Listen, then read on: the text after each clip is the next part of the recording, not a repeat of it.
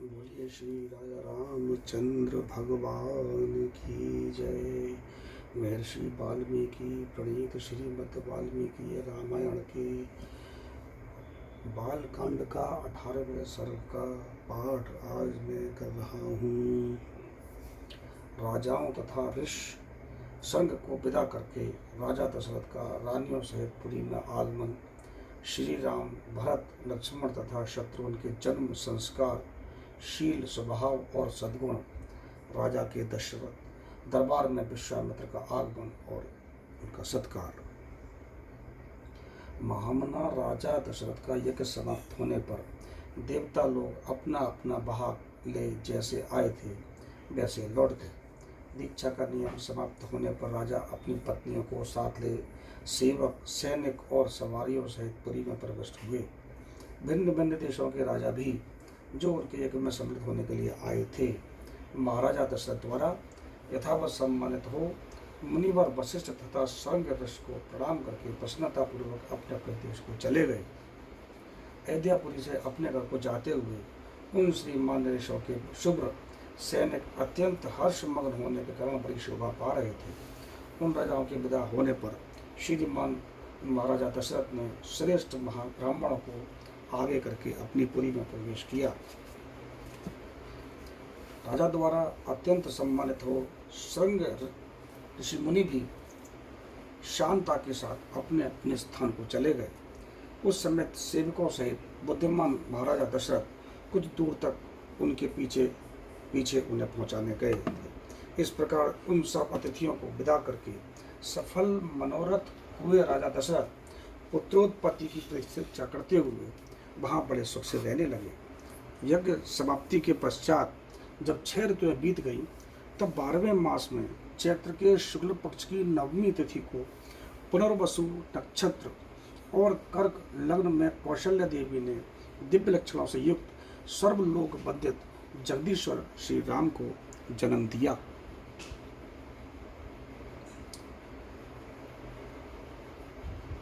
उस समय सूर्य, मंगल, शनि, गुरु और शुक्र ये 5 ग्रह अपने अपने उच्च स्थान में विद्यमान थे तथा लग्न में चंद्रमा के साथ बृहस्पति विराजमान थे। वे विष्णु स्वरूप हविष्य या खीर के आधे भाग से प्रकट हुए थे। कौशल्या के महाभाग पुत्र श्री राम इच्छा कुल का आनंद बढ़ाने वाले थे। उनके नेत्रों में कुछ कुछ लालिमा थी। उनके होठ लाल, भुजाएं बड़ी बड़ी और स्वर्ग दुंदुभि के शब्द के समान गंभीर था। उस अमित तेजस्वी पुत्र से महारानी कौशल्या को बड़ी शोभा हुई। ठीक उसी तरह जैसे सुरश्रेष्ठ वज्रपाणी इंद्र से देव माता अदिति सुशोभित हुई थी। तदंतर केकई से सत्य पराक्रमी भरत का जन्म हुआ, जो साक्षात भगवान विष्णु के स्वरूपभूत पायस खीर के चतुर्थांश से भी न्यून भाग से प्रकट हुए थे। ये समस्त सद्गुणों से संपन्न थे। इसके बाद रानी सुमित्रा ने लक्ष्मण और शत्रुघ्न इन 2 पुत्रों को जन्म दिया। ये दोनों वीर साक्षात भगवान विष्णु के अर्धभाग से संपन्न और सब प्रकार के अस्त्रों की विद्या में कुशल थे। भरत सदा प्रसन्नचित्त रहते थे। उनका जन्म पुष्य नक्षत्र तथा मीन लग्न में हुआ था। सुमित्रा के दोनों पुत्र अश्लेषा नक्षत्र और कर्क लग्न में उत्पन्न हुए थे। उस समय सूर्य अपने उस उच्च स्थान में विराजमान थे। राजा दशरथ के ये चारों महामनस्वती पुत्र पृथक पृथक गुणों से संपन्न और सुंदर थे। वे भाद्रपदा नामक 4 तारों के समान कांतिमान थे। इनके जन्म के समय गंधर्वों ने मधुर गीत गाए, अप्सराओं ने नृत्य किया, देवताओं की दुंदुभियां बजने लगी तथा आकाश से फूलों की वर्षा होने लगी। अयोध्या में बहुत बड़ा उत्सव हुआ। मनुष्यों की भारी भीड़ एकत्र हुई। गलियां और सड़कें लोगों से खचाखच भरी थीं। बहुत से नट और नर्तक वहां अपनी कलाएं दिखा रहे थे। वहां सब और गाने बजाने वाले तथा दूसरे लोगों के शब्द गूंज रहे थे। दीन दुखियों के लिए लुटाए गए सब प्रकार के रत्न वहां बिखरे पड़े थे। राजा दशरथ ने सूत, मागध और बंदीजनों को देने योग्य पुरस्कार दिए तथा ब्राह्मणों को धन और सहस्त्रों गोधन प्रदान किए। 11 दिन बीतने पर महाराज ने बालकों का नामकरण संस्कार किया उस समय महर्षि वशिष्ठ ने प्रसन्नता के साथ सबके नाम रखे। उन्होंने ज्येष्ठ पुत्र का नाम राम रखा। श्री राम महात्मा परमात्मा थे। कैकेयी कुमार का नाम भरत तथा सुमित्रा के एक पुत्र का नाम लक्ष्मण और दूसरे का शत्रुघ्न निश्चित किया। राजा ने ब्राह्मणों, पुरवासियों तथा जनपदवासियों को भी भोजन कराया। ब्राह्मणों को बहुत से उज्ज्वल रत्न समूह दान किए। महर्षि वशिष्ठ ने समय समय पर राजा से उन बालकों की जात कर्म आदि सभी संस्कार करवाए थे। उन सब में श्री रामचंद्र जी ज्येष्ठ होने के साथ ही अपने कुल की कीर्ति ध्वजा को फहराने वाली पताका के समान थे। वे अपने पिता की प्रसन्नता को बढ़ाने वाले थे। सभी भूतों के लिए वे स्वयंभू ब्रह्मा जी के समान विशेष प्रिय थे। राजा के सभी पुत्र वेदों के विद्वान और शूरवीर थे। सबके सब लोक हितकारी कार्यों में संलग्न रहते थे। सभी ज्ञानवान और समस्त सद्गुणों से संपन्न थे। उनमें भी सत्य पराक्रमी श्री रामचंद्र जी सबसे अधिक तेजस्वी और सब लोगों के विशेष प्रिय थे। वे निष्कलंक चंद्रमा के समान शोभा पाते थे। उन्होंने हाथी के कंधे और घोड़े की पीठ पर बैठने तथा रथ हाँकने की कला में भी सम्मानपूर्ण स्थान प्राप्त किया था।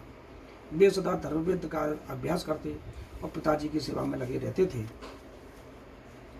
लक्ष्मी जी की वृद्धि करने वाले लक्ष्मण बाल्यावस्था से ही श्री रामचंद्र जी के प्रति अत्यंत अनुराग रखते थे। वे अपने बड़े भाई लोकाभिराम श्री राम का सदा ही प्रिय करते थे और शरीर से भी उनकी सेवा में जुटे रहते थे। शोभा संपन्न लक्ष्मण श्री रामचंद्र जी के लिए बाहर विचरने वाले दूसरे प्राण के समान थे। पुरुषोत्तम श्री राम को उनके बिना नींद भी नहीं आती थी। यदि उनके पास उत्तम भोजन लाया जाता तो श्री रामचंद्र जी उसमें से लक्ष्मण को दिए बिना भोजन नहीं खाते थे। जब श्री रामचंद्र जी घोड़े पर चढ़कर शिकार खेलने के लिए जाते उस समय लक्ष्मण धनुष लेकर उनके शरीर की रक्षा करते हुए पीछे पीछे जाते थे। इसी प्रकार लक्ष्मण के छोटे भाई शत्रुघ्न भरत जी को सदा प्राणों से भी अधिक प्रिय थे और वे भी भरत जी को सदा प्राणों से भी अधिक प्रिय मानते थे। इन चार महान भाग्यशाली प्रिय पुत्रों से राजा दशरथ को बड़ी प्रसन्नता प्राप्त होती थी। ठीक वैसे ही जैसे चार देवताओं दिक्पालों से ब्रह्मा जी को प्रसन्नता होती है। वे सब बालक जब समझदार हुए तब समस्त सद्गुणों से संपन्न हो गए। वे सभी लज्जाशील, यशस्वी, सर्वज्ञ और दूरदर्शी थे। ऐसे प्रभावशाली और अत्यंत तेजस्वी उन सभी पुत्रों की प्राप्ति से राजा दशरथ लोकेश्वर ब्रह्मा की भांति बहुत प्रसन्न थे। वे पुरुष सिंह राजकुमार प्रतिदिन वेदों के स्वाध्याय, पिता की सेवा तथा धनुर्विद्य के अभ्यास में दत्त चित्त रहते थे। एक दिन धर्मात्मा राजा दशरथ पुरोहित तथा बंधु बांधवों के साथ बैठकर पुत्रों के विवाह के विषय में विचार कर रहे थे।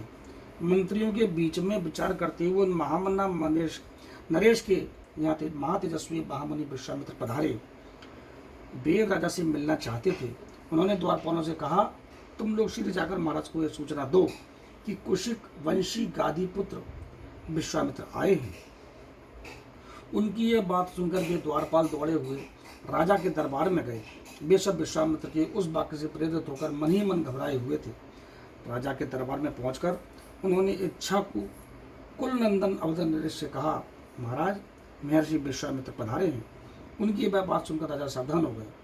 उन्होंने पुरोहित को साथ लेकर बड़े हर्ष के साथ उनकी अगवानी की, मानो देवराज इंद्र ब्रह्मा जी का स्वागत कर रहे हो।